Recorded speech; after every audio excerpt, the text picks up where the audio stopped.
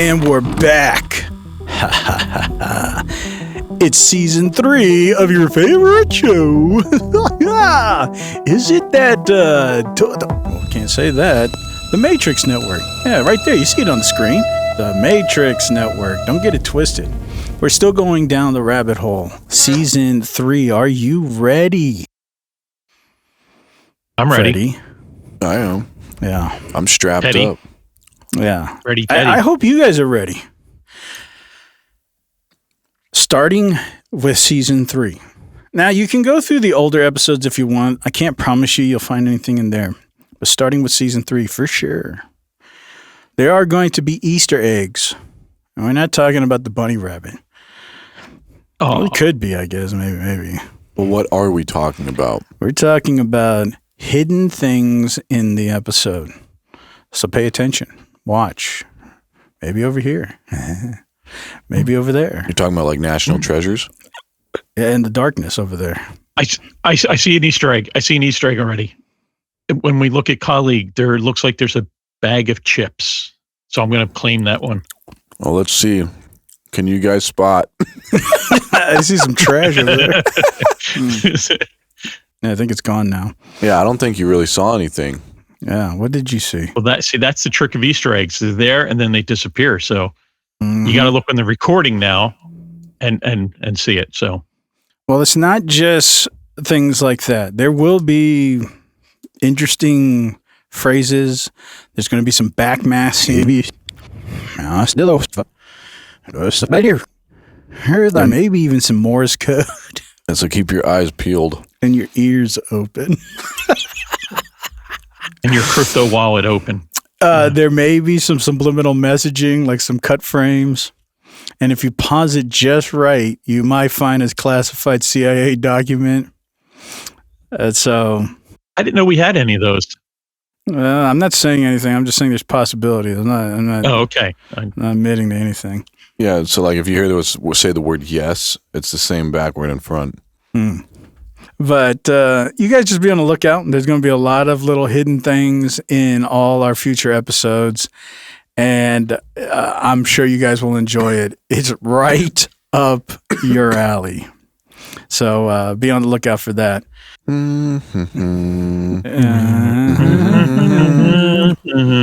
Hey. I can't talk about the horse. I'm sorry. Well, it is National Pet Day, Oh, April 11th. So I want to wish everybody that. Make sure you're doing whatever you're doing with your pet. I'm partially deaf again. So I was just wondering, so when you say it's National Pet Day, does that mean a specific animal that is a pet, or does it mean petting something? Like, should you go around petting things on National Pet Day? And I don't mean just your pet. It says cat, Like dog, pet, Neighbors, United States. people at the grocery store, servers if you go out to a restaurant. If they identify as a dog or an animal, yeah, you could. And if pet you them. like to have pets, if you're into that furry stuff, there's a mattress company right there advertising, Mattress Firm, Spring Intro Savings. You can get you a new mattress and get your furry on and pet your partner. Yeah. It all connects together. It's all interrelated. Yeah, absolutely. So happy National Pet Day. And I'll probably get my pet something. Yeah, I'll give my dog something tonight. You have dogs? Yeah. Yeah. What's its name? Scrufford. Scrufford. Well, anyways, on to the beginning of every episode. We have a wonderful sponsor this week. I'm not sure if you guys could guess it. If you had to guess, I assume you may because of what has been going on. You talking about the $1 billion lawsuit for Frito-Lay's? Is that our sponsor? They're actually willing to give us money? No, but they probably should, but we're not going to give them free advertisement. I know who it is. You said you know Voodoo? He has a black belt in voodoo, I think. Voodoo. Yeah. The voodoo you do so well. Wow. That sounds like a lyric or something. Well, no, he's a rapper. No, I don't promote 3/4 bag of air. I mean, I buy chips, unfortunately, but I would like to take a guess on the sponsor. I think it's the Strait of Hormuz, because they're going to be collecting tolls, and obviously they're going to be looking for, people to advertise. So I think that's going to be our sponsor, the Strait of Hormuz. Yeah, because, I know that they're trying to do tolls and stuff, so I'm waiting for them to advertise over there. Like, why don't they just put like a big, those digital signs? And Frito-Lay's could start advertising. In the midst of your bombs, try our new flaming hot potato chips. It's hot. Yeah, but we got to make Donald has to actually do what he's been telling us he's going to do. Like it's just a bunch of empty threats right now. Our sponsor this week is NASA. Never a straight answer. Right. NASA. That one exactly. See, you're on it. Mm-hmm. What are these 4-letter acronyms all about? We're not talking about the 3-letter acronyms today. It's the 4 letters. And there's a lot of 4-letter acronyms, and we're not going down that road. Mm-hmm. But as we have all witnessed this week, the Artemis 2 miraculous return to the moon. Mm-hmm. We've seen all kinds of things. And if you guys joined our live, you got to watch some of it live. Like we were showing it live because on Thursday, that was when they were broadcasting them live. And we saw their glorious broadcasts. The animations, the non-animations, the blackness of space, and all of it. But I'm going to show you, because our sponsor, NASA, wants to bring some validity, because they know that this was kind of botched. They know that they could have probably done this better. So they reached out to us, the Matrix Network, and they said, hey, we want to help people get out of the Matrix, and we want them to see space is real. And we apologize for botching what could have been really a glorious experience if we would have just kept these live 26 cameras on consistently. And unfortunately, that radiation through the Van Allen belt, it did cause some malfunctions.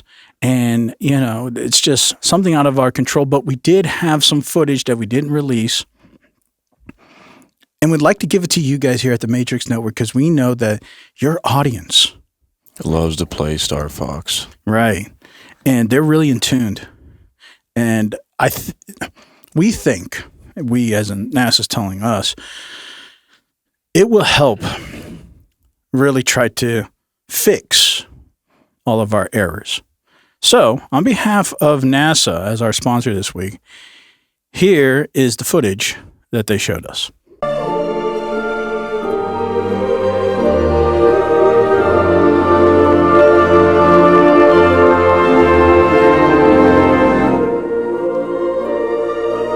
This is them going across the moon, and then the dark side of the moon.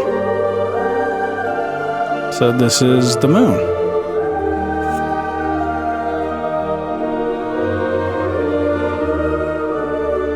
Oh, look, it's dark. Now they're traveling against the dark side of the moon.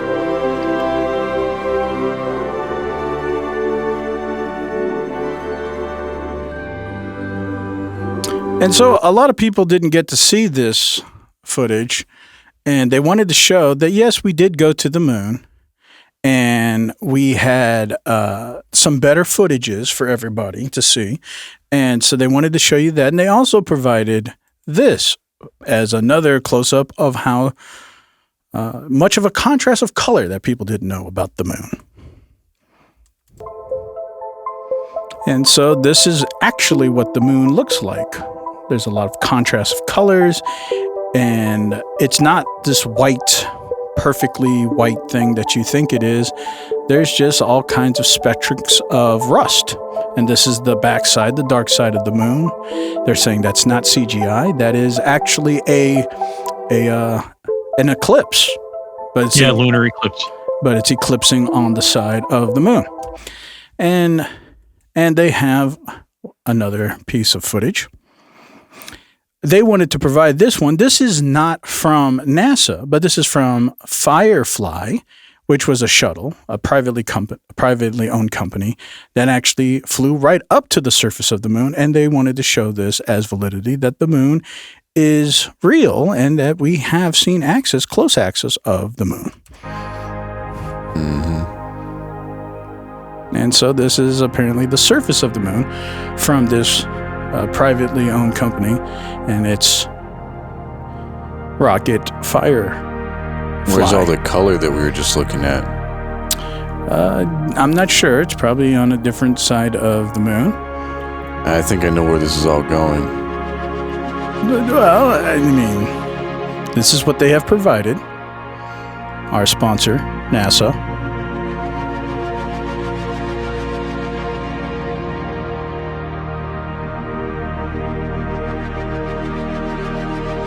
As you can see, it's moving a little bit, so you can feel the legitimacy here. Now you're going to see it start projecting away from the moon a little bit. But look at that detail. Look at that. Look at those rocks. That is our beloved moon. I'm starting to believe. It's not an asteroid. It's a moon. Looks kind of flat. All right, so I do have 2 more footages. This is a footage from the live that we were showing on Thursday, but we didn't capture this. Somebody else captured this, but it's the same broadcast. If you guys were on the live, this little scene will look familiar. So do that for the window teams, and we'll science, and we will also do that for the window teams, and we'll back. It's not a glitch. It's compression, video compression. The moon is not. It's not artificial, folks. It's all video compression. We appreciate that. We will also do that for the window teams. That's a live feed, so don't worry. That's not. It's not that the moon is glitching, or there's a video glitch, or that it's fake. That's just video compression. NASA wanted to clear that up. And the last video. I want you guys to think before I show this clip. This is not provided by NASA. After NASA gave me all of that, I said, okay, fine, I'll put all that up. That's fine. And hopefully you guys are happy. And thank you for your generous donation. Yeah, your very nice donation. But it made me think about something. You ever see like a full moon? You're standing outside. And a full moon, it's pretty bright. And sometimes it's really close to Earth and it feels like it's not that far away. And it's really big. And then, if of course, when you're driving a car, you're not going up. So you're not getting closer per se to the moon. But if I was going up, I would assume the moon would just get bigger naturally. But if it's already this big, I would assume it's just going to get bigger and bigger and bigger as I get closer. I mean, that makes sense. So NASA, I have one question. And I already know people are going to talk about focal lenses, but that has to do with a camera. I'm talking about my eyeball here. I don't care about the camera. That's true. You have different perspectives because of focal lensing. I'm saying my eyes. If I'm on a rocket, the moon is big. And let's say I'm looking outside and it's dark and I can see this big moon. As I'm flying towards the moon, it should be getting bigger. But why do you always show the moon so far away and then it's slowly getting bigger when it should always be constantly big and then just getting bigger? Just like if I was on Earth getting closer to this moon that's already pretty big. And so here's this visualization. And don't hit me with all this focal lens. I just want you to imagine what I just said, because that's real. And then try to understand what is being projected. This is, I don't know, it's kind of confusing to me. Oh, yeah. See, on the left side here is what was projected live on Thursday. See how far that moon is? Mm-hmm. Now, on the right is what you would normally see here on Earth. If I was standing at my home, looking up, and it's a full moon, and it is as close to the Earth as it can be every year. There's a point when the moon is pretty close. This is what it would look like. It'd look really big. Now, when it's far away, and it's farthest away from the Earth, it's a lot smaller, but it's still pretty big. It doesn't look like that little dot. I've never seen the moon look like a star. Maybe they can say they're going to say it's focal lensing. Or the atmosphere that we're looking through. And that's what I'm saying. Now, if this was it, see, I thought about that too. See, some people say, well, the atmosphere acts like a magnifying glass. If that was the case, you could show me something that would blow my mind and make me believe more than anything. If this is true, all you have to do is get a camera and film your trajectory flight. And soon as you break the atmosphere, instantly the moon should get big, or instantly the moon should get small. One of the two. That's what you saw on that glitch on the Fox News. Right. It glitched and it got small. That was them leaving the atmosphere. You could say that, but that's what I'm saying. If it's all about the atmosphere, then as soon as I break the atmosphere, the moon should instantly change in size. And all you have to do is show that live feed. Now, of course, we all could say it's fake, but at least that's one perspective. But this has always been puzzling me. Every time I see any space travel at all, any footage, it's always seen as small and then getting big. They never show the perspective of it as being big, and then it changes because of the atmosphere. You break through the atmosphere. Or you always show it small, but then I'm like, but that's not how it perceives on Earth. And then you blame it all on focal lensing. So anyways, this has been perplexing to me. What do you guys think? Well, I think I can't say it better than this guy. I think this nurse guy actually speaks for all of America. Some people are even calling him like the Jim Halpert off The Office. He kind of has that persona, but this is what he has to say. And I think we could probably all feel his sentiment. I'm not saying that the Artemis 2 mission is being faked. But what I am saying, and emphatically, is I'm underwhelmed right now. I was really excited for some cool stuff. And I've seen about 10 still photographs, just static images that look slightly better than the ones taken in 1969. Apparently from the exact same spot. They have a spot they like. They like to take a picture with the Earth about that big. And then they don't take any other pictures. And what an opportunity to really stick it to the flat earthers, except for every still image makes the Earth kind of look like a flat disc.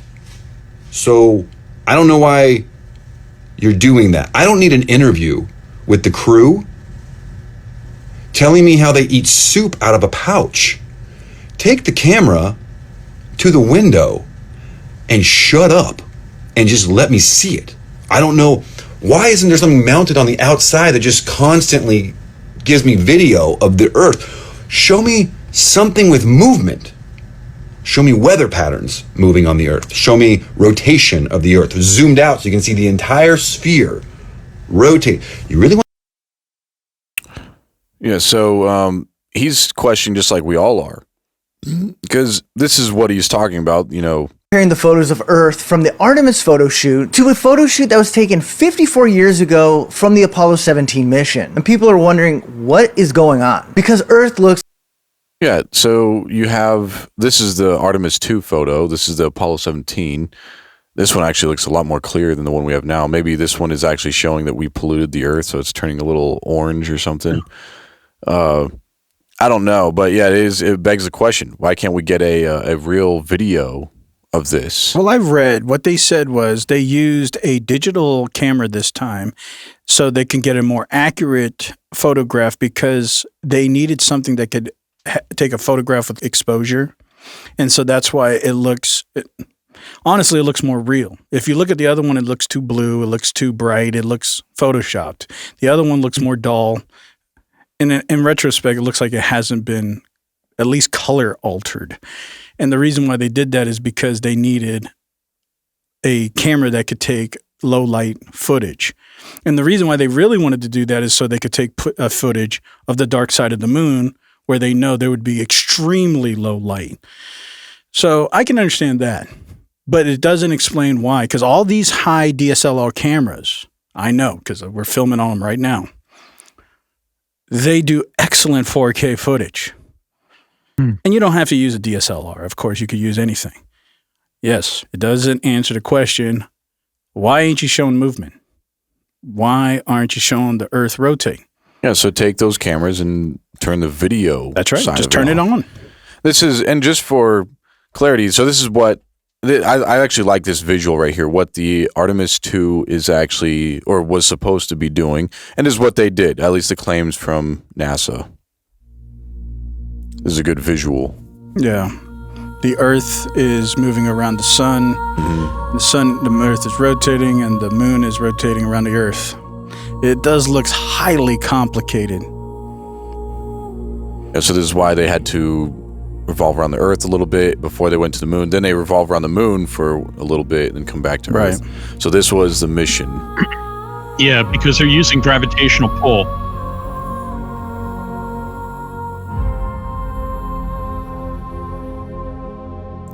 All right, so that was a pretty good visual. I thought that was cool. Somebody put that together. I don't know how accurate it was with all the calculations, of course, but well, it's probably accurate to what is being told to us as the calculations. Because I've seen another one where people don't realize, the sun is also moving. So you have the sun, the Earth. Everything's it's almost like it's like a spiral. The Earth is moving, the sun is moving, the moon is moving, everything's moving. Yeah, that was a very simplified version. Yeah.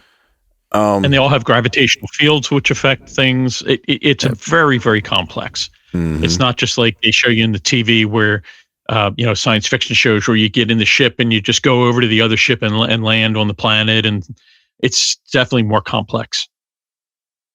Well, you guys have probably seen this photo of the Rolex of this. Yeah, nice Rolex. This number right here. Is that the sun? Is that the Earth in 20 years from now? This is actually a star, according to the Etienne Klein. He's a French scientist, and he posted this picture on X or Twitter. So he said, this is what it says in French, I guess. Picture of Proxima Centauri, the nearest star to the sun, located 4.2 light years away from us. It was taken by the James Webb Telescope. This level of detail, a new world is unveiled every day. He told us to more than 91,000 followers on Sunday. So this, and of course, you can't see the stars, just like these moon pictures and the Earth pictures. You can't see other stars because the light blocks it out. Well, what's really interesting is, and this is a still photo, of course. This is not a video. It's probably ham. It's chorizo or chorizo. Oh yeah, I was gonna say. Yeah. I was looking. I was like, it's probably chorizo. Some food. Yeah. So he, top scientist admits space telescope image was actually a slice of chorizo. So he actually admits it and he apologizes and all that. It was supposed to be a joke, but so many people bought it. And what's really sad is that it's not the people's fault for buying this. It's because we're so used to NASA coming out and saying, yeah, see this picture of this object with no stars around or nothing? Yeah, that's the sun, or that's the moon, or that's the Earth. Oh my goodness. So you're saying the moon is made of cheese? I'm saying it's made of chorizo. Now, we obviously here at the Matrix Network, none of us are flat earthers, but we are questioning that one nurse guy, the Jim Halpert nurse. We're questioning why NASA has not given us any videos or anything. In fact, so I asked Google, did Artemis 2 take videos of the moon? It says yes, the Artemis 2 crew captured and the Orion spacecraft streamed high-definition 4K video and stunning photographs of the moon and Earth during the lunar flyby on April 26th. So then I was like, okay. So I go to NASA's website. This is NASA.gov. And, you go to Artemis 2, you go down to, let's see, the videos. Am I not seeing? Oh, multimedia. No, why am I not seeing the video section? Anyway, you scroll down and get to the video section. So you go to here, more Artemis videos. It takes you to, there's 2 videos that they have of this mission. 2 videos that NASA themselves have. These are the video evidence that they have. You go to these 2 videos, and these are the 2 live. This is one of them, and as you can see, this is all that we get here. I think this is one of the things they showed on Fox. as you can see, we can actually scroll through this entire video. They don't show this ship getting closer or farther from the moon. The entire time, it's the same distance. I've scanned this whole thing. This is about 16 hours long, almost 17 hours long. This entire thing, okay? It's about the same distance from the moon. Then you go to the other one. This is the other video that NASA provides. It's the same thing, but slightly different. That's the one we saw live on Thursday.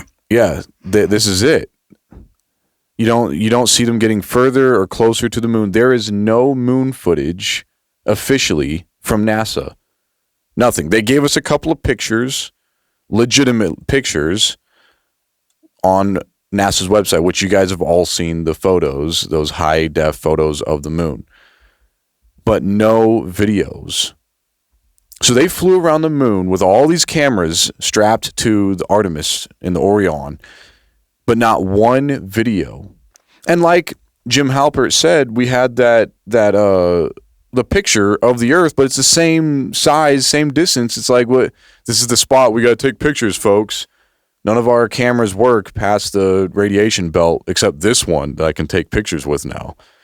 It's like, so those cameras work.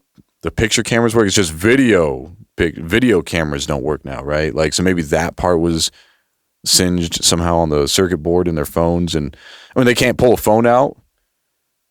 They can't. Yeah, I don't know. The videotape gets demagnetized when they go through the Van Allen belt. Yeah, I guess. But if you're talking about VHS, yeah, that's a problem. But we have, like I was showing earlier, those videos are legitimately from NASA, and but they're, as a courtesy, they're given to us after. Remember, they say it takes about 3 days to get to the moon. So they only have about 24 hours of that live footage.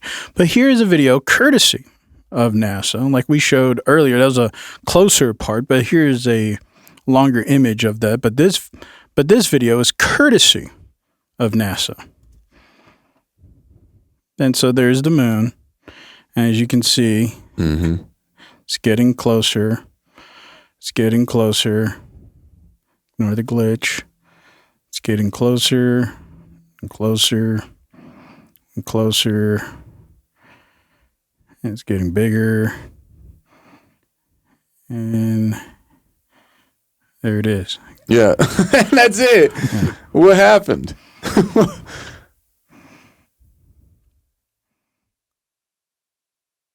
But that's and why is Earth so tiny? Like, Earth actually looks like a tiny moon compared to the moon, but the moon is supposed to be. So what we get is their courtesy videos. Like, they give it to us. Like, what is on their Artemis page, that's basically the crew and some basically what was live.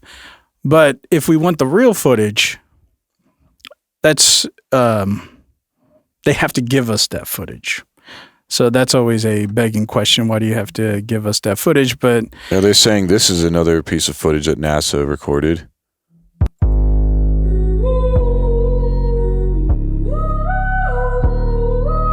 Someone's out there with like four-wheelers on the moon. Yeah, I don't know if I can verify that. And maybe that's the robot that got a flat tire. Maybe that's how it got a flat tire, because it was doing donuts in the Earth dust. Like I showed earlier, this is their courtesy video of being as close as they can be to the moon. This was their closest shot of the moon, but this is a courtesy video. This wasn't something that you saw live. This was something they gave to you as a, after the fact. But look, there it is. There's the moon as they're flying by the moon. So this has got to mean one of two things. I mean, I number one, that there has to be some sort of, like, they have to clear the footage before they release it publicly, I'm guessing, maybe, or they're catching something that they don't want the public to see. It could be alien stuff, and maybe they know something's on the moon and they can't show you the real surface of the moon live. And that leads to speculation, because you know what everybody wants to see. We want to see the flag flying around the moon. Mm-hmm. We want to see all this trash that you left here. We want to see all this stuff that you said we couldn't take it back. It all was here. We had to leave it here. And we want to see that same trash still on the moon. Yeah, like bags of poo. Yeah. What about that guy that we left on the moon last time? Yeah, see that trash. Okay, I'm going to get the pro. 99, proceeded, 3. See, the bottom section is going to remain. Mm-hmm. We want to see that trash. Mm-hmm. I want to see the man that filmed this. Now, of course, he came back and got him. Yeah, I know, right? That's what this caption is saying. Now, I know everybody's going to say, oh, that's a tripod. It had a camera with a swivel and all that. But when you watch the rest of this video, it's like it's shaking a little bit. It doesn't seem like a tripod would be like moving and trying to follow the thing. Like it had some kind of AI object detector. It can watch, you know. I mean, look at this. Good over. Roger, you have good thrust. See, look at this. It's starting to move a little bit. Because it's being controlled remotely. 308, your number. Yeah, you could say that. And H looks great. We didn't have the reception. AI tracking back then. It's 1969, or it was one of the later flights, but it only went to what, 70 something. The reception. They were probably controlling it. Yeah. The reception back then was on par. And I'm cool. So let's say I believe all that. Fine. We have, you know, these Samsungs always promote how good their zoom is. I know the government can have better zoom. I know they can buy one of those really high dollar lenses. And if they really want to show us the trash and the flag live too, like show the footage, don't give me no still video. Even though we can probably say it's AI, fine. At least you did it. Show us the trash. Show us that thing. You know, you saw the bottom of that apparatus. It was left on the moon. It couldn't go. The top part only flew off. So, okay, I'll buy it. You did it. So now you've gone back. You know what we all want to see is the glorious landing, so there should be the flag and all this trash. And why not just show us all that? You could. There's just so many things that it leaves these begging questions that we don't need. And again, yeah, I'm not a flat earther. I'm not saying it couldn't be flat. I'm just saying I'm not convinced of it. Maybe it is, maybe it isn't. But that's not my thing. My thing is clearly it's botched. This whole operation's botched. So, like everybody knows on this show, my conspiratorial mind is active. And it says, why is it botched? How many times are we going to let the government continue botching and just say, well, it's just the government, it botches? Well, that's what people do. Like that one astronaut that kind of slipped a little bit. Now, maybe he just accidentally slipped and that's not what he meant and it was legitimate or whatever, or illegitimate. But you can tell they don't even care. They're not even trying to clean it up. Like, I know you guys have probably seen this clip. It might land wrong, but I'm going to try anyway. This is the first time we're going to send humans to the moon, and we're going to have humans in low Earth orbit. That is awesome. Like, we should. This is the first time we're going to send humans to the moon. He just said that. And this has been going viral because this is obviously not some YouTuber or whatever. This is an astronaut. And it seems like he said that either the quiet part out loud, or maybe he didn't mean that. Maybe he accidentally said that, but he actually knows that that's not true or whatever. Maybe we did send men to the moon the first time. He didn't add in 54 years after that. Either they cut it off or he just didn't say it. He was assuming. Sure. He was assuming that part. Yeah. But why isn't the government trying to clean this up? They don't even care. Like the man they left on the moon or the tripod. But even that statement's false because he said this is the first time we sent a man to the moon and he added this and. Yep. But that's not true. We send Katy Perry to low Earth orbit. Well, he might be saying in 54 years, but I don't know when the last time we sent her to the She moon. went up just a couple of years ago with the Amazon rocket. Her and those 12, all those celebrities. But I'm going to try we'll listen to it again, and maybe we'll just let the rest of the thing. Maybe he clarifies some more. But this video clip has been going viral for a reason. So anyway, this is the first time we're going to send humans to the moon, and we're going to have humans in low Earth orbit. That is awesome. Like, we should, as humanity, we should take a brief moment to go, That's awesome. One of the things that we most asked for and look forward to is we are going to do a crew conference between Integrity and the International Space Station, the crew that's up there. Oh, I see what he's saying. It might land wrong, but He is saying that this is the first time in history that we have people in low or Earth orbit in a space station, and we're sending people to the moon, and they're going to communicate to one another. That's what he's saying. That is probably the most probable. That's what somebody said in the comments. First time they have both at the same time. Yes, that is correct. Yeah, Ellie, another person said, "I don't know, but this man is so fine." He does have that hot. nice Captain America face structure. Kind of looks like Brad Pitt. I think Brad Pitt actually made a movie like that too.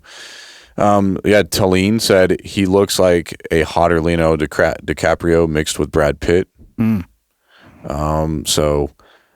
see, because that's what's really important in America is how attractive our astronauts are. Not that we're actually accomplishing something, right, and doing something out of the ordinary. But this that we're actually going to space. This is how attractive they are. This is a part of propaganda. They don't put ugly people up if they want to make you convinced. It's more convincing when you have an attractive person telling you something because you almost forget what they're saying because you're absorbed by their attractiveness. So they always try to utilize attractive people if you're trying to push out propaganda. You're not going to have the ugly person speak. I never trust attractive people. All right. Well, then why do you trust this guy? Well, I trust what he's saying because I can verify it. I mean, that guy is traditionally attractive.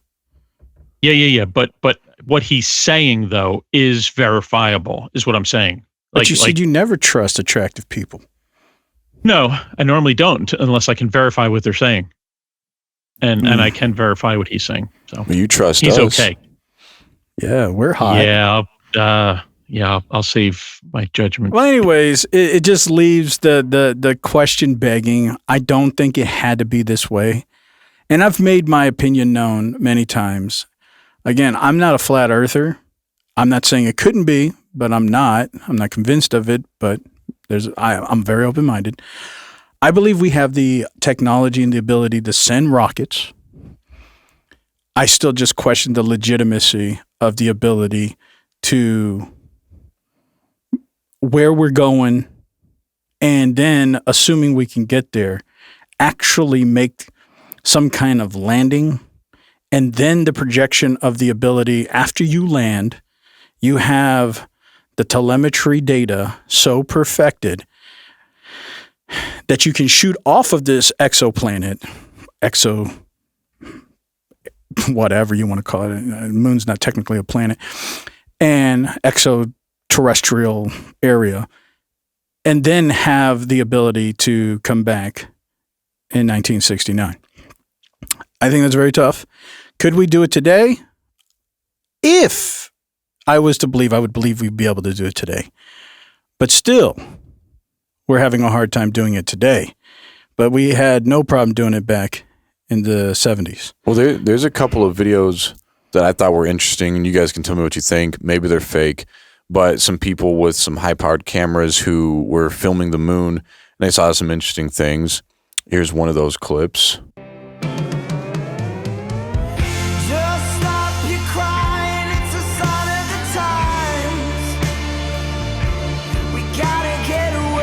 So he actually captures an International Space Station with his moon telescope camera thing, which that's kind of cool. So he was actually able to catch one of the satellites that are rotating around our Earth, of course. This is the moon. That's neat. Yeah, it's I know, it's not going around the moon. Yeah. It's in the sky of the Earth. That's why it was going so fast, because it's in Earth's orbit, but really it went past his camera. Yeah, okay. Yeah, I get you. Then there's another one that I thought was interesting, because this one, let's see. Here.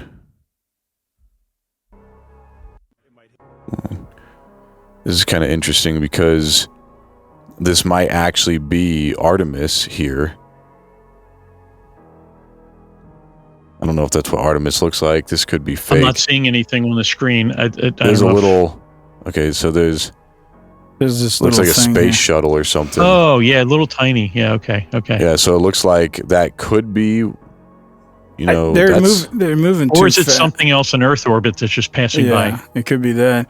I know somebody was saying they actually did capture it in space, but because you have to zoom in so much that the frame movement and it was all on this algorithmic system, they had to keep moving, but you could see something and they were projecting.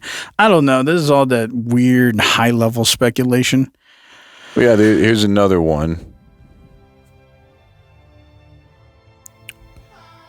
This is probably filmed on a Samsung.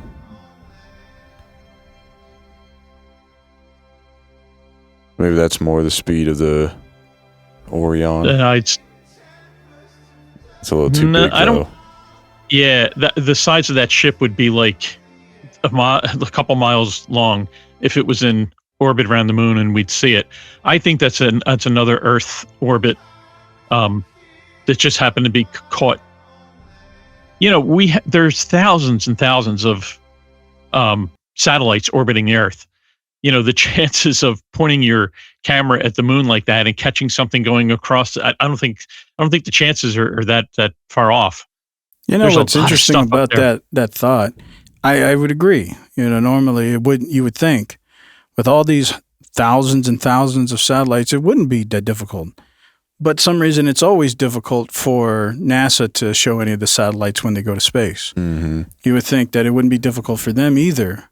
But it's impossible for them to show you not even one. Well, That's there what might I'm be saying. proprietary stuff that they're not allowed to show because a lot of those satellites are private and they may not have permission to show you those satellites. Well, you can show SpaceX. They'll be more than happy. They show you that all the time. They even show you them dropping them off in low Earth orbit. The video.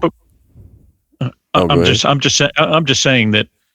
Yes, there's thousands of satellites around the Earth, but the Earth is pretty big. But again, how many of those satellites are from private companies, not public company? Well, the public would be something that NASA put up there, the government put up there. That's fine.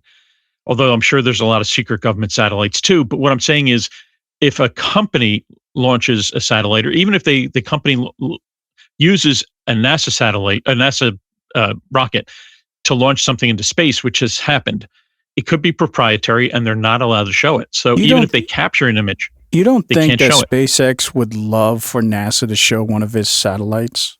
I think but they would love SpaceX is that. one. SpaceX is, how many satellites do they have up there, and what are the odds I think that the they have more camera's going to be satellites right than there? any company or any entity in the world. I don't know. I think we're talking about something that. But like you said, again, it wouldn't be strange for us to capture one on Earth. I would agree. For some reason, it's impossible for NASA to capture one. I just think that's kind of strange. Well, I wouldn't use the word impossible. They're not showing us, but that doesn't mean they're not capturing it. That's. I guess I'm going to rest my case on that. Like I am not convinced that they can't capture it. I'm convinced that they have and just won't. Either they think it's boring and they're not going to waste time showing us, or they can't. Yeah, that's fair. I mean, that is the other side of the coin. Just that they can't. I'm still trying to figure out, if we can get a tripod on the moon with this remote control camera that's watching our rocket take off the moon, which, I know in 1969 we discovered how to make a rocket land and even take off way before Elon Musk was able to do it. And we had cameras up there with remote controls, so it shows that video evidence could be sent back wirelessly to Earth. Because as far as we know, they didn't go retrieve that camera footage. It transmitted it straight to Earth, and we were able to control it from Earth to the moon somehow. We weren't controlling it from a satellite, as far as I know. I have answers. Oh, okay. First of all, we did have radio technology back then, and it takes 2.5 seconds for a radio wave to reach the moon or from the moon to the Earth. So yes, there is a 2.5 second.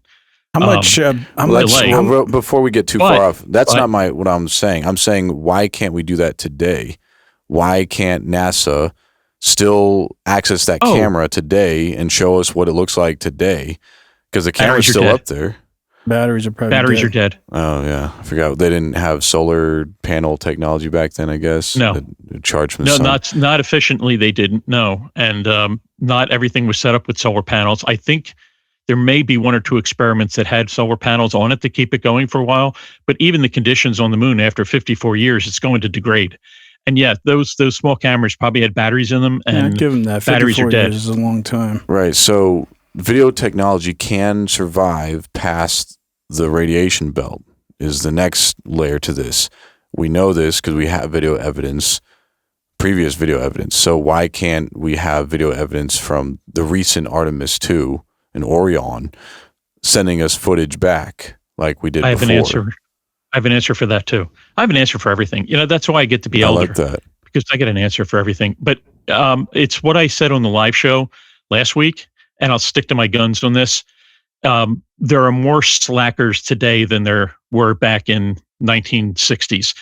We got a generation of people that just aren't as committed to producing the kind of things that we produced back then. I mean, that first moon flight was absolutely historical in the terms of humankind. We had never done anything like that. And all sorts of resources were focused on it to get the job done, even if it was a one shot. Like those cameras, they weren't built like they're built today, but they were built in a way that they could do what they had to do.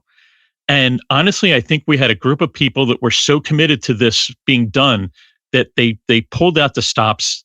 They absolutely committed every resource they had to make sure this worked. And I think behind the scenes, it was a lot like Hollywood in terms of you don't see the gaffing tape that is holding someone's outfit on as they're shooting them from the front. And I think that's the whole thing.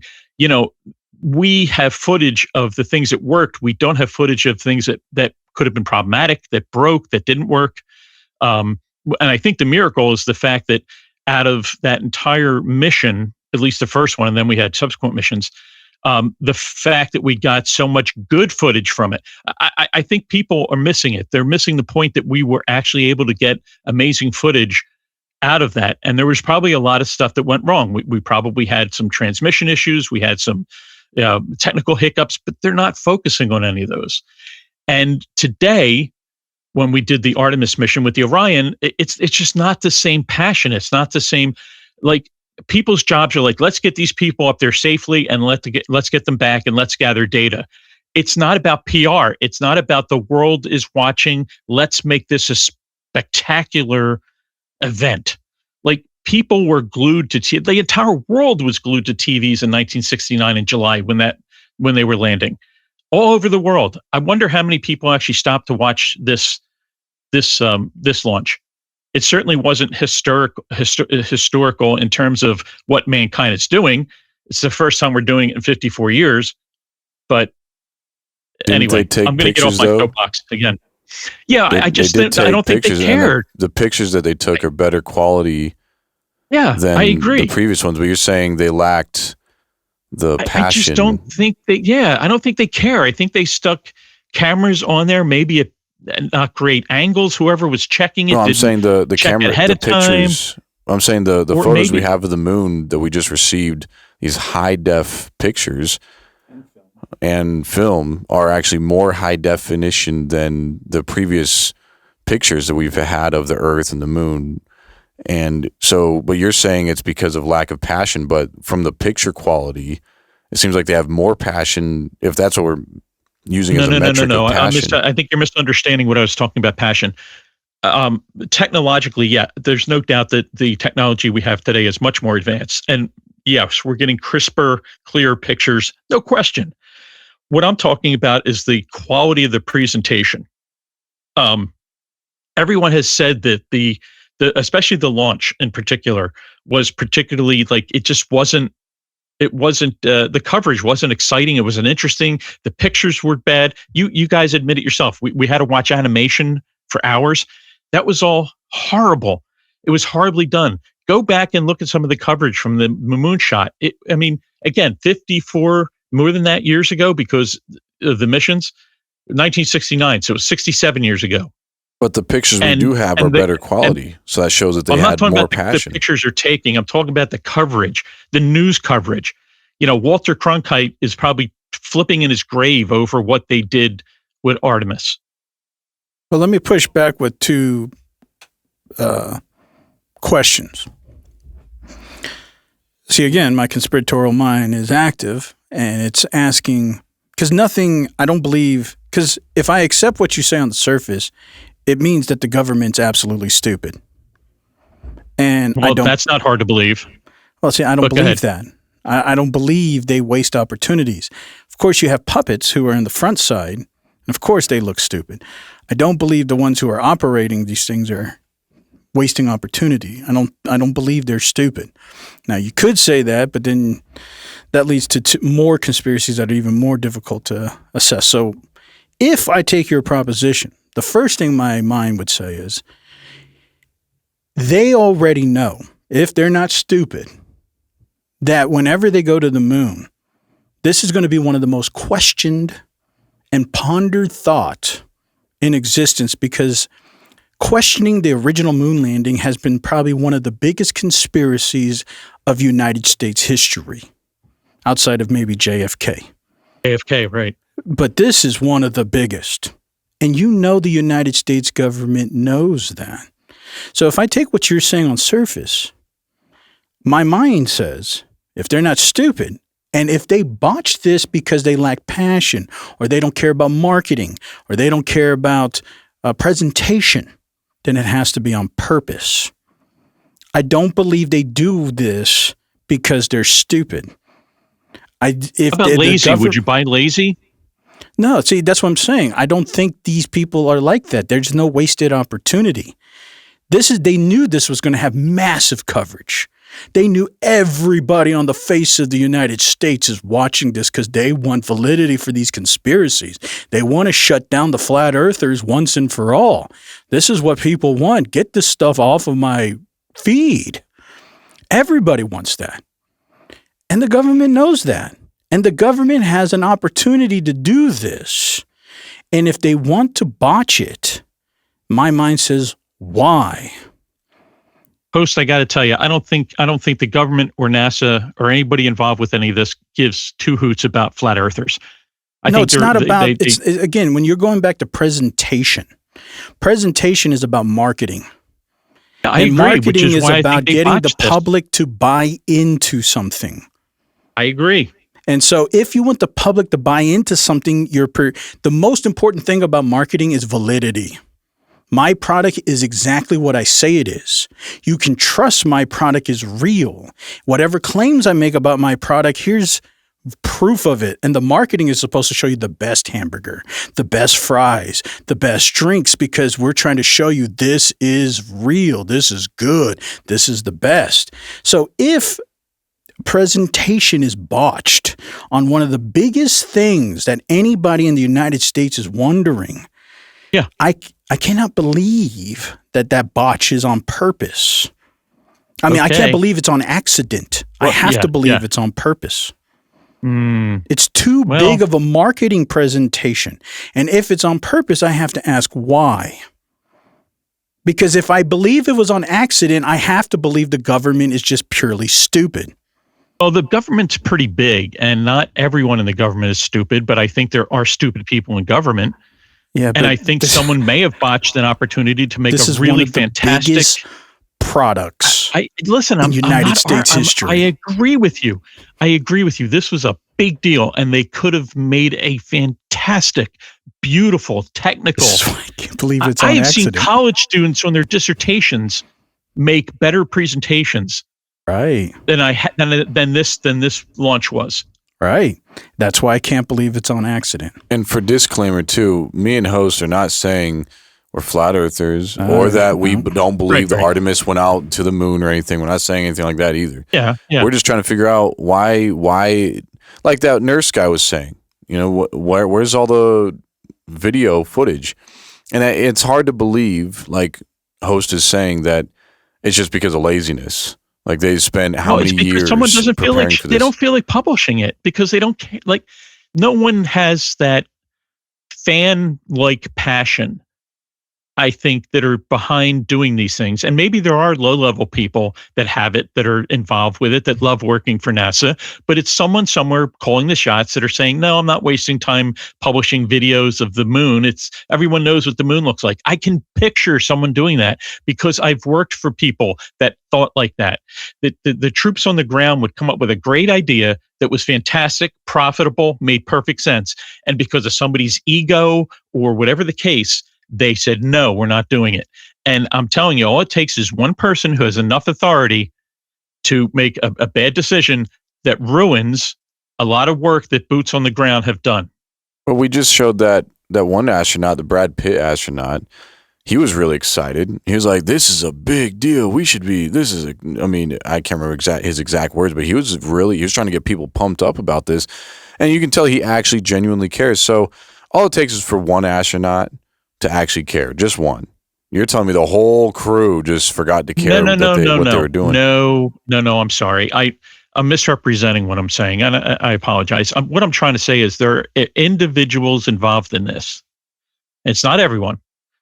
And for heaven's sake, it's not the astronauts, because I have the utmost respect for astronauts. That what they do is unbelievable. But what I'm trying to say is there are people in position of authority who can make decisions that are making the wrong decisions. Like someone probably came to them and said, listen, we got this launch. We could do a great job. Let's do this, this, this, and this. And they looked at it and went, nah, it's too much money, or it's too much work, or people won't care. Some decision was made somewhere that they cut either funding or they cut workforce. Something somewhere happened. And they have cell phones. They could just take a picture out the window. Like this guy that cared, he could have just, all it takes is one astronaut. It was actually, that's what they were doing at NASA. They were taking pictures with their phone out the window. Why didn't they use a $10,000 camera that takes fantastic, that we could have seen the bumps on the rocket? You see, you're verifying my point. Where's They're not all the phone making footage? the effort. They're not making the effort. Well, Where's all the phone footage? Let me add my second showing it. question to this proposition. Yeah. So let's assume all that again. Mm-hmm. Why doesn't SpaceX have this problem? If anybody is emphasized about excitement, it's SpaceX. Their footage is great. Yeah. They have excellent cameras. And they don't have all these botched errors. They're a private company. Doesn't matter. They're a private company. It's all about profit. They're going to present. They're going to present the best thing they can because they want to make money. And so I'll add to that, which I talked about on the live. If you connect my dots is the United States government doesn't want to continue NASA. They never really have. After they utilized NASA for 20 years, they really have reduced funding. They don't want to continue NASA. They still don't. So botch this on purpose. Show how poor of a system it is, and it's all on purpose, so that we can privatize space traveling to a company like SpaceX. And we're going to continue showing how great they are, and they're a lot better than NASA. And so we don't need to keep on spending tax dollars on this botched infrastructure. I agree with you 100%, especially because SpaceX is going public. This is the perfect time. Right. And so I have no that's why I would have to believe However, it's on purpose. It's not a lack of laziness or passion or emphasis. It's a premeditated thing so that when SpaceX puts out their IPO this coming year, it's going to blow through the roof because the government is going to replace NASA with SpaceX. Let me change what I'm saying. Someone somewhere who had the ability to make this call or is told to make the call said, don't worry about the coverage of those cameras. Don't worry about those if those cameras aren't great. Just let it go, because their order was to make this look as bad as they could so that what you're saying could take place and that we will privatize it. I could believe that. Now, is that a conspiracy theory? I don't know. It seems like it's kind of a business plan, not a conspiracy theory, but I can believe that. Well, that's why I'm saying, to me, it's on purpose. Whenever I see something that's going to be marketed as the biggest product of any company, and then it gets botched, and it's not just NASA, any company, I don't. Sometimes things happen. Look at what happened at McDonald's. I'm still thinking that was on purpose. But regardless, whatever. When something as big as space travel, there is no way there wasn't multiple layers of backups, if it was legitimate. But if it was supposed to be premeditatively botched, then that's exactly what we saw. And then that narrative is going to translate into it needs to be replaced. Because every single coverage of this has some little layer. Even the most space enthusiastic individuals still have some layer of, man, I wish this was done better.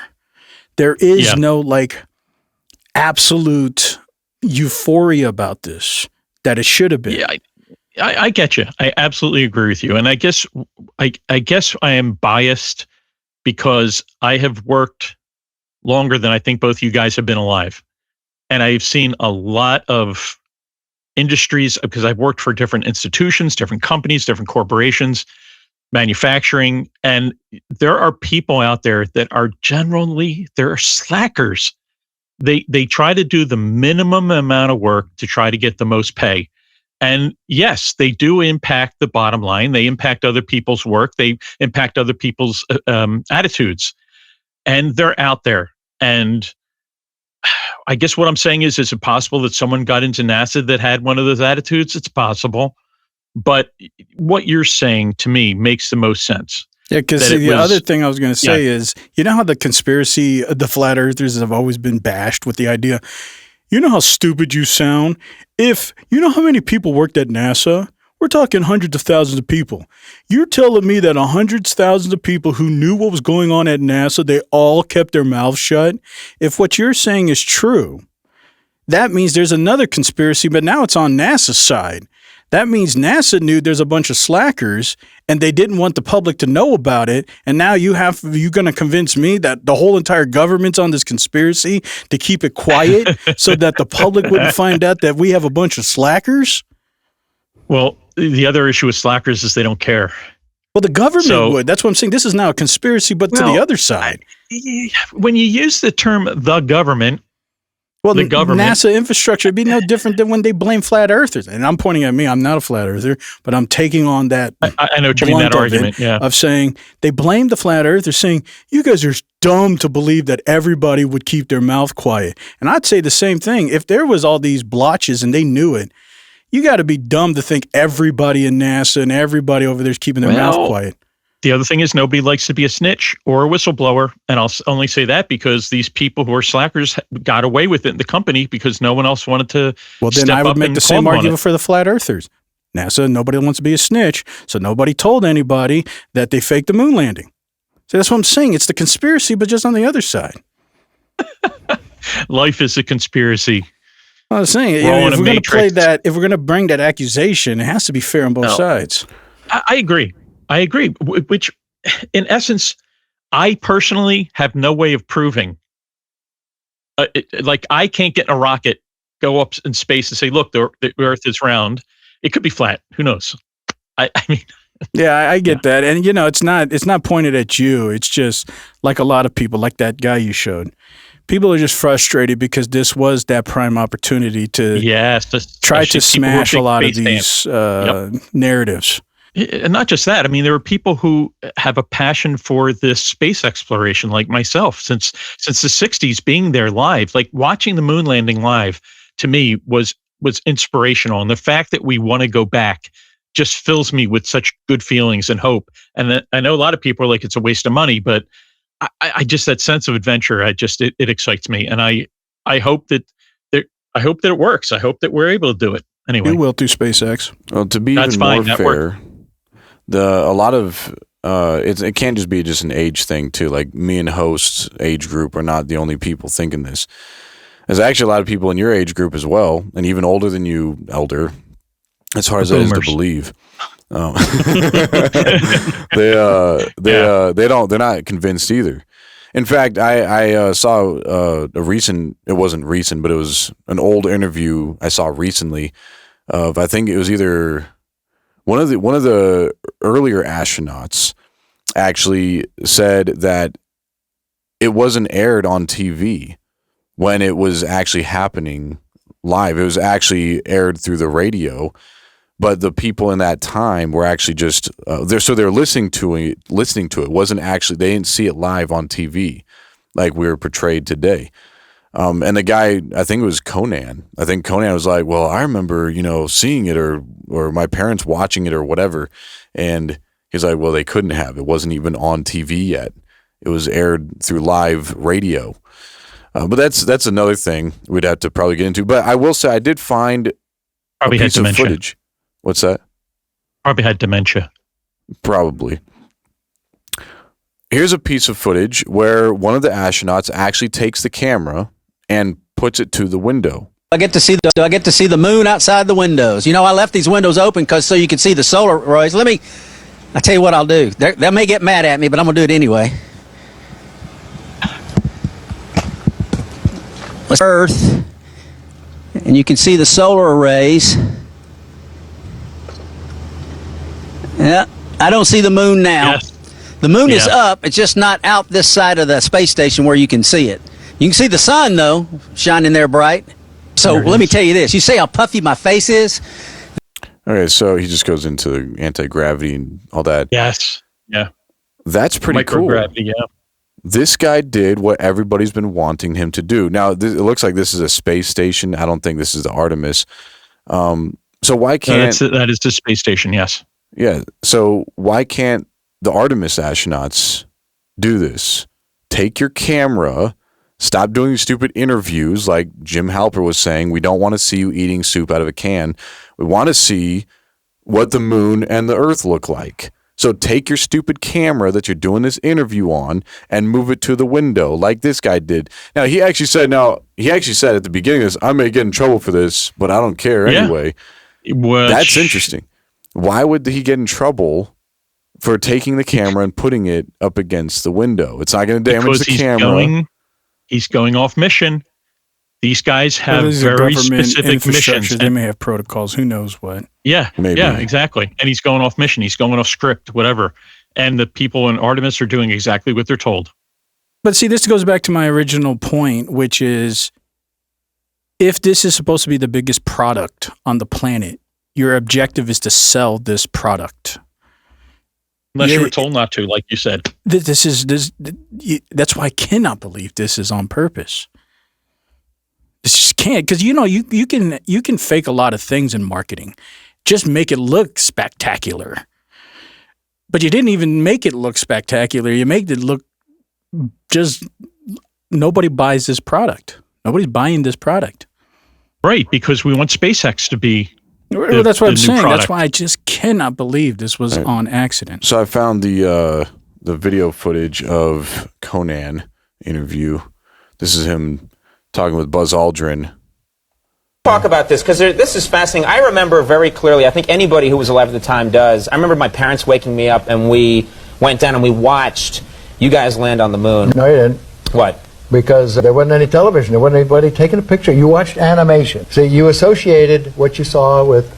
I have very hazy memories. Yeah, I know. Well, no, but what we saw was we all were gathered around the old curved top radio and listened. Talking about how many feet we were going to the left and right, and then I said, contact light, engine stop. It was exciting. A few other things, and then Neil said, Houston, Tranquility Base, the Eagle has landed. Man, how about that? That was very exciting. Not a bad line. This was... Well, let's talk about this because this is fascinating. Maybe Buzz has Alzheimer's today, but it doesn't seem like he has Alzheimer's at this point. He seems pretty coherent. Well, I don't know about that. Well, he seemed coherent in that clip, I guess. Yeah, but I mean, he seemed like it, but what he was saying made no sense. Well, I think we touched on a lot of these things. I think this gives a lot of food for thought for the people. I think we spent about an hour on this point. I didn't which even is get to fine. the Elder It's a big Scrolls. thing. Yeah, it's a fascinating thing, and It's relevant. I mean, the Artemis, I think, is still out there right now. I think the reason Yep. why it means so much to me is because I appreciate marketing, because marketing is very tied Yeah. to how people perceive reality. And that's Amen. very psychological. And that psychological thing leads to that famous word. If you really know psychology, is it a psyop? Yeah. And that's what it comes down to. And marketing is a psyop. That's why the burger you get is never the burger you see. But the psyop was so good, it convinced you to go try the burger. And so it's a psychological operation to get you to buy something. Marketing is very interesting to me. And the perfection of marketing is one of the biggest businesses on this planet. So when I see the government do something like that, it just leads me to believe it's not an accident. It's like that guy who was dressing up as Peppa Pig. Pig, is that you? Hello, it's me, Peppa Pig. And I love to play in the sun, See, jump this is in bad the mud marketing. puddles, and eat fish and chips. Yeah, that is because what is I known think as that's what bad British people marketing. like to I don't do. want anything involved with anything. Whatever is being sold here. You don't want what he's having? I don't want anything I that's am being not sold buying there. anything they're selling. But I do know that the FBI wants to sell something. The FBI wants to sell to the taxpayers, especially in their budget, with their 2027 budget. There's this little section in there that talks about this joint mission center that the FBI wants to push out. And specifically, again, back to the Minority Report stuff, a pre-crime center that analyzes all of our social media, all of our, you already know they're listening to you, conversations, all the AIs are, I don't even want to go down that road. Are data centers really just a big infrastructure setup? Are they being subsidized by the government under Stargate so that the government can tap into these? Is that a part of the subsidy deal that the government gets access to the data center whenever they need through the third-party doctrine so that they can have access to all our data? Look up third-party doctrine, but I'm not getting into that. But in the 2027 budget of the FBI, they clearly state that they're going to create this joint mission center to find domestic terrorists. There was a once upon a time an interesting podcast group that may have been Terrorized, something. deputized. But are they going to solidify this? Is that another thing they want us to buy? I'm not going to talk about it for different reasons, but I'm going to let this guy, I think his name is Peter, he's going to tell you about it. Peter. FBI's 2027 budget to Congress is here, and there is one specific thing that I would like to point out that is a slight problem. If you look right here on page 13, 14 if you count the cover page, we have the domestic terrorism section, where they talk about how Trump last year signed NSPM 7, or the National Security Presidential Memorandum 7, and in conjunction with that, the FBI is going to be proactively hunting Americans that the government deems a domestic terrorist through NSPM 7. Would you like to know what marks you as a potential domestic terrorist? Anti-Americanism, anti-capitalism, anti-Christianity, support for the overthrow of the U.S. government, extremism on migration, race, gender, hostility towards those who hold traditional American views on family, religion, and morality. This can essentially be boiled down into two specific things. Essentially, if you are anti-MAGA or anti-Trump, you have the potential to be labeled a domestic terrorist under NSPM 7. Second, these identifiers are broad, and they are easily up for interpretation, and that's the point. For example, if someone were to ask Trump to add a gender-neutral bathroom to the White House, even if there's already ones in there, that could be considered extremism on gender by his standards. If someone were to criticize how the U.S. is handling the war in Iran, that's anti-Americanism. If someone were to criticize Larry Ellison's acquisition of Warner Bros., that's anti-capitalism, and so on and so forth. Do you see how they are expanding what is considered a domestic terrorist so that you can be legally named as such, and they can use the law to go after politicians, journalists, and people that they don't like or see as a threat to their movement? They specifically single out social media as the breeding ground for domestic terrorists. So take NSPM7 and now add in digital IDs, age verification, identity verification softwares, and you might start to see more of the whole picture. Because if I have to use my government ID or facial scans, biometric data to access my computer, not even go on the internet, the operating system, and they are actively checking to make sure that I am not going against our dear leader, this is not about protecting the kids, it's about creating North Korea too. And so you guys look into that. I'll pull up this document here that talks about it. You guys can look up the 2027 budget for the FBI that they are submitting to Congress for approval. And in this budget, and again, this article reiterates a lot of the things that was already mentioned. Again, I'm not going to talk too much about that for whatever reasons. But the new center, this Joint Mission Task Center, the new center and funding boost represents the implementation of Trump's National Security Presidential Memorandum number 7. And here are those things that can label you as a domestic terrorist: anti-Americanism, anti-capitalism, anti-Christianity, support for the overthrow of the United States government, extremism, and migrant, and all the things that was already mentioned. And here's the FBI budget and this section that's labored domestic terrorists, which on some cases fine. Like, I understand there are legitimately people who have the idea of wanting to overthrow America, sleeper cells, whatever. And the FBI has to do the things to mitigate that as much as possible. Fine. It's the same thing I would say about Homeland Security. If people are here illegally or anything of the such, fine. But to be proactive and make extra measures just because they may push out an antithesis to your narrative, and so you can squash that narrative by simply making a broad sweep of whoever you want for whatever reason you want. Not only is that scary because of digital overreach, but that's a First Amendment issue. Yeah. You're going to suppress now my speech. If I want to say something anti-capitalist, I don't have the freedom to say that? I'm going to be labeled a domestic terrorist and now you're going to come after me? You're going to arrest me? If I want to say something that I have a problem with the war in Iran, you're going to arrest me? I'm going to be a domestic terrorist? This is a First Amendment issue. Yeah, and you know what bothers me the most about this thing? Although I agree that this is a terrible, terrible idea, but I just, the humorous thought came into my head that said, well, when the next administration gets in, and if it happens to be I know, sets precedent. Democrat, all they have to do is erase all the anti before everything, and you can still use it. Right. It sets precedent. That's the dangerous part. But Trump wants to tell you something he's going to tell you tonight. Tonight I'm making a little speech at 9 o'clock, and basically I'm going to tell everybody how great I am. And that's about it. Hey, listen, if there's anything bigger than his ego, he wants it caught and shot immediately. I like that. But I like me an autistic man. He has the right to say that. China. Why can't I say whatever I'm going to say? I like that. Yeah. Now, next thing I was going to talk about was aliens.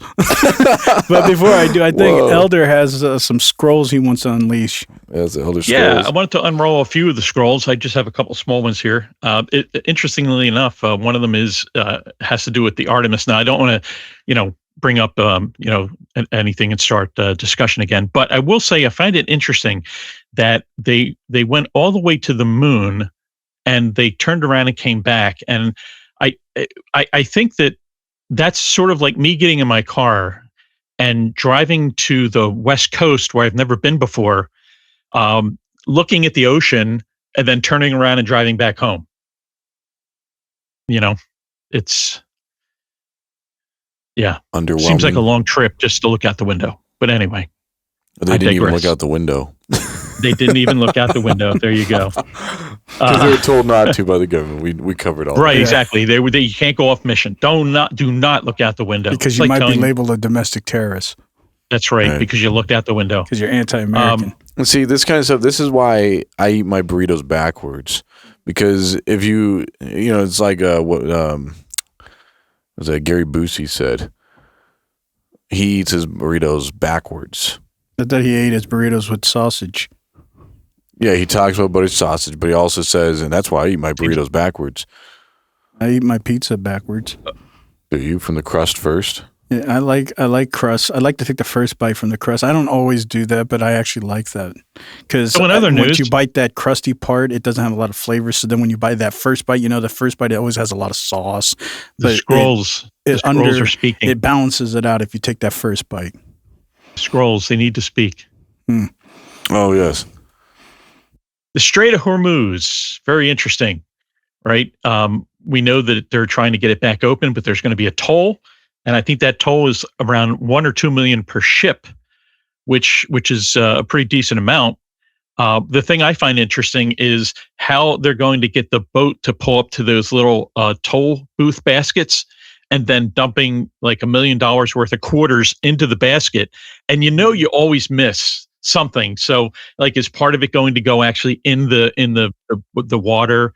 It sounds like it's a lot of trouble. And then the Strait of Hormuz is 25 miles across. So getting a arm, building an arm that will reach across the entire Strait of Hormuz, I think that is going to really revitalize the industry in Iran, because they're going to have to try to build this thing and then find a motor that's powerful enough to lift it. So I think they have their work cut out for them.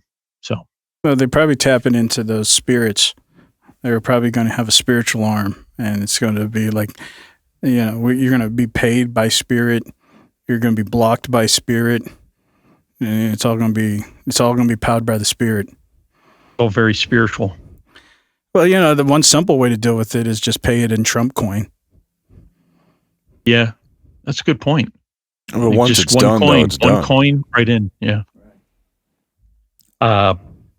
In movie news, interesting. We talked about the Hail Mary, Project Hail Mary last week, and I thought it was a really cool movie. I recommended people go out and see it. Well, that was just bumped off by I think another I would say revolutionary movie, something that I'm sure the masses will be flocking out to see, will be amazed by. I haven't seen it. I don't know if I actually have what it takes to go and actually witness this movie. You're talking about the is, Sasquatch gang, aren't you? Well, second only to that would be the Super Mario Galaxy. And notice they've gone from just being the brothers to being an entire galaxy. So we're expanding. It's mind blowing. Anyway, that has knocked off Project Hail Mary as top movie. And so if you feel though you have the ability to go see that, you have the fortitude to sit through it, then by all means, please go see it. I think if the space thing wasn't so botched, that Project Hail Mary probably would have done better. Oh. Well, it actually did very well, though. I make no mistake. It was considered a box office success. So it might even be a box office smash, but I don't know in technical terms what makes it a smash. But anyway, It was a blockbuster. A blockbuster. Yes, they're not around anymore. They're gone. I know. But Buster. Me and my family actually went and saw Super Mario Galaxy in the theaters. We actually watched it with our eyes. What is your take on it? I thought it was pretty good. They tied in more themes to like Mario 64 and other older Mario games that I grew up playing. So they tied in a lot of those themes. Like there's a point where, and I don't want to give too much away, but there's a point where Princess Peach writes a letter to Mario, and as he's reading it, they put her face on the screen and then the letter on the screen, and there's this music playing a bit, dun dun dun dun dun dun dun. Oh yeah. Anybody right. who's played Mario 64, as soon as you start playing it, that scene comes on where Princess Peach gets on. She's like, "Dear Mario, blah blah blah blah blah." You're on me. Anyway, it was pretty good. So they tied that in there. They tied a lot of video game themes into the movie. So I think a lot of the people who grew up with those Mario games are going to really appreciate that. For the last scroll that I need to read, we lost some famous people this past week, and I just want to give a shout out to these folks and just mention them. The first one is James Tolkan, not Tolkien, Tolkan. He's an actor. He's most famous for, he was Principal Strickland in the Back to the Future movies. You remember the principal who was always complaining that everyone was a slacker? You're all slackers. That he wasn't actor, talking about passed. NASA? No. No, but I don't remember what the guy he looks passed. like, honestly, but I'll take your word for it. So it wasn't J.R. Tolkien or Tolkien. It was no, he's Tolkien? actually been dead for quite some time. Yeah, he's Tolkien, yeah. Valerie Perrine, who, certainly from the 70s, I remembered her as an actress from the 70s. So her most famous role, I think, well, she was in a lot of things, but people might remember her as Miss Teschmacher from the original Superman movie. Oh. No. Miss Teschmacher. Yeah. She passed. And finally, we lost a great musician this past week, Phil Campbell, who is the guitarist for Motorhead, has passed at 64. So there we go. Great guitarist, Motorhead. Well, the moment of silence for them. There's Yes, that moment. and we close the scrolls once again for this week. I'll have to pour out something out later. Yeah, I was going to pour it out now, but I don't want to do that. It's going to get sticky. You don't like my sticky stuff. No. But I don't know if you guys have anything else, but to end out what I want to talk about, I had one more thing, but we don't have time for that. I'll talk about it next week. I do want to give out a warning, and this is a second sponsor. This is by the CDC, our beloved CDC director, R.F. Kennedy. Oh. He wants to warn everybody about Lyme disease. That's pretty serious. That's a good warning. It is serious. And they are projecting, as I will show you guys here, that this is going to be one of the worst seasons of all time. It's going to be a bad tick season. Protect yourself. The year of the tick. Why this year's tick season might be the worst in years. CD from coast to coast, pets are coming early. Experts forecast heightened activity this spring and summer. And what is it heightening? It's about ticks. So they were getting busy over the winter. Right. And they're saying this year is going to be one of the worst. And so let me tell you real quick what our beloved CDC director is also telling us. Did you say that Lyme disease is highly likely a materially engineered bioweapon? I made sure I put in the highly likely. Did you say Lyme disease is a highly likely militarily engineered bioweapon? I probably did say that. Did you say that? And that's what the developer of I Lyme want all disease of our said. colleagues to hear it, Mr. Kennedy. I want them to hear it. You said yes. I've had Lyme disease. I've lived in the epicenter of Lyme disease. Every member of my family my immediate family has had Lyme disease. I had a son whose face was paralyzed for a year. I have a son today who has been suffering with devastating effects from Lyme disease for 2 years. There's nobody who will fight harder to find a vaccine or a treatment for Lyme disease than me. So he wants you to know, you have Lyme disease, you might be paralyzed, maybe your face, maybe whatever. You're going to be devastated. And this is why nobody will fight harder than him. That's right. He's got our backs. And so this is what's happening. Holy cow, folks, we may actually have a Lyme disease vaccine in the near future. It's manufactured by Pfizer and Valneva. It's a 4-dose vaccine series. So after the first dose, you get the second one 2 months later, the third 5 to 9 months after the second dose, and the fourth dose is a year after that third dose. And while the clinical trial has not been published or peer-reviewed yet, according to the press release, they had a clinical trial where they randomized to either get the vaccine or a placebo of close to 10,000 individuals ages 5 years and up, and it was over 70% effective at preventing infection compared to placebo. Now, the way that this vaccine works is kind of like a traditional vaccine, but the mechanism is a little bit different. Don't want to get into that. Don't want to get this. I was going to say, we don't need to hear video, more. I think you've already established. I don't think we want to get down on the transmission. Why was RFK so scared when the guy was asking him, like, could it be a militarized weapon? He's like, Well, it's because he didn't say could. He said, did you say It was highly likely to be a militarized bioweapon? That means the military created it.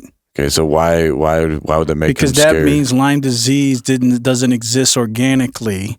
It was created as a militarized weapon, and then that militarized weapon is now distributed to the United States public. That means the government... What does that have to do with RFK? His hands are clean. Well, he's just admitting to it. He's a government official. That means a government official is admitting that the United States government created a militarized bioweapon and has distributed it amongst the United States public. Hunter Biden wasn't that scared when they found his crack pipe in the White House. Because he doesn't know what pipe is anymore. He's not laying pipe anymore. Yeah, well, RFK is. Well, the guy's yeah, got a six-pack longer than my shirt. But he wanted you to know nobody's going to fight for the vaccine. And we're not even worthy enough to untie his thong. That's why he's so hard. I wouldn't know, but you've seen his packs. I've never seen a man tremble like that. He's like, like he's like shaking in his boots. Like he was literally shaking. I was like, what's wrong with you? Shaking in his boots, yeah. Well, people can take that for whatever it is, but at least you guys have seen. This year is supposed to be the worst tick season ever. And miraculously, this was the year they came out with the Lyme disease vaccine. Yeah. And this year, miraculously, we have a CDC director that says nobody would fight harder for a vaccine than me. Mm-hmm. Is that coincidence or is that convenience? And the government also bought TikTok. So, wow. All this TikTok going around. It is. PSYOP. Yeah, so you guys can decide for what you want. It seems more convenience than coincidence, but that's just your humble host thinking. Yeah, how are you feeling? You feeling like you want to get lucky tonight, punk? I don't want no lime. I mean, I like Sprite. Yeah, it's a different kind of lime. Yeah, do you feel lucky, punk? Yeah. I don't want none of that. Not do you want to get lucky? Do you feel lucky? Yeah. Man. Like Clint Eastwood said, are you feeling pretty lucky? Actually, that's not how it went either, but he's like, at the end of the day, everybody's got to ask themselves, are you feeling lucky? Punk. Yeah, but that's all I have on this week's episode. You have anything you want to add in, or? Yeah, I'm pretty exhausted from that impassionate speech I gave on my soapbox, and I just want to say before we leave that I don't want to cast aspersion on everyone at NASA. I'm sure there are people working there that are amazing at their job, that are passionate, that believe in the project, and yeah, sometimes we make generalizations when we're talking about something, but I didn't. I wanted to make sure I said that I do have a lot of respect for people who work at NASA, and I'm sure they're doing a great job. I'm sure you may actually inspire those astronauts who are not inspired. The otherwise uninspired astronauts may actually find passion by watching you. So you're doing your country a service. Yeah, I like to give out a word that I think they're all in a big conspiracy, so they all can make a lot of money with SpaceX IPO, and they're all in cahoots, so they can make a lot of money along with Donald Trump. And that's why Donald Trump's manipulating the oil market every day. But that's just your humble host's opinion. Well, there is one more thing. I want to say, a quick thing. Again, it's more stuff with the whole idea that the U.S. government is trying to separate men and women from procreating. So they're constantly encouraging men to boys and women to girls. So this is just one of those videos of the product of our current government.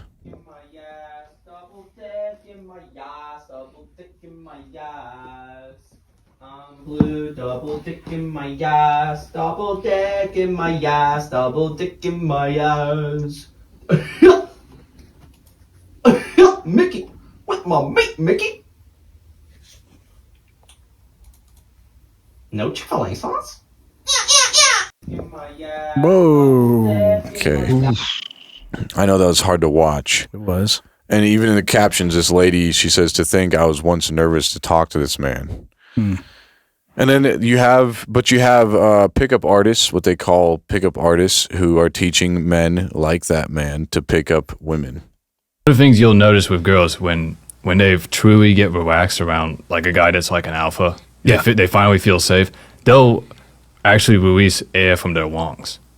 You'll notice they'll drop their shoulders and they'll go, ugh. When my cat had kidney failure, it made that exact same sound. Your cat loved you very much and felt very safe with you. That was an alpha cat. And in its final moments, you comforted that cat. I always thought it was because she was struggling to breathe and dying, but I didn't know it was that she was just comfortable with me. That's actually a beautiful moment you had to have with that cat. Man, that's touching. It looked like Elon Musk's son, the guy with the cat kidney failure. But now I don't know if that was fake or not. It's hard to believe that was real, but I know there's actually worse ones out there that are real. So whether this one was fake or not, enough said. Yeah, I don't know what to say about our upcoming generation and their dating proclivities, but a generational curse. Good luck to you guys. Whatever is about to happen and whatever is coming your way and however you decide to make our future great, good luck to you guys. Are you feeling lucky? Gen Z, Alpha, Beta. Feeling lucky, Unk? Anyways, hopefully you guys has enjoyed this seasoning opening of season 3 of the Matrix Network. It just loves Colleague. Some reason the cameras just always love Colleague. And why not? I mean, he is somebody endearing. He's very lovable. So what the heck, Yeah, I think I look kind of pretty, don't you? Yeah. Absolutely. It's better than looking at me all day. Yeah, amen. No, it can't stand the sight of me. I'm sorry, not you, me. Well, anyways, I appreciate both of you guys, and this was a very interesting conversation. But you guys look out for the Easter eggs and see what interesting things you find. And if you find anything, put it in the comments, and you guys will see. You guys can help each other find your way down the yellow brick road. But as always, like this video, subscribe if you haven't, become a Matrix Network member and help support us financially if you feel like that's something you want to do. Leave a comment, share the video, listen to us on the go. If you are interested in podcast audio format, you can check us out on Spotify, Apple iTunes, and all the podcast platforms. But as always, this fine gentleman here, that's Colleague. This fine gentleman here, that is Elder. And as always, I'm host. And this has been episode 200. Season 3 begins. Get ready. But this broadcast is over.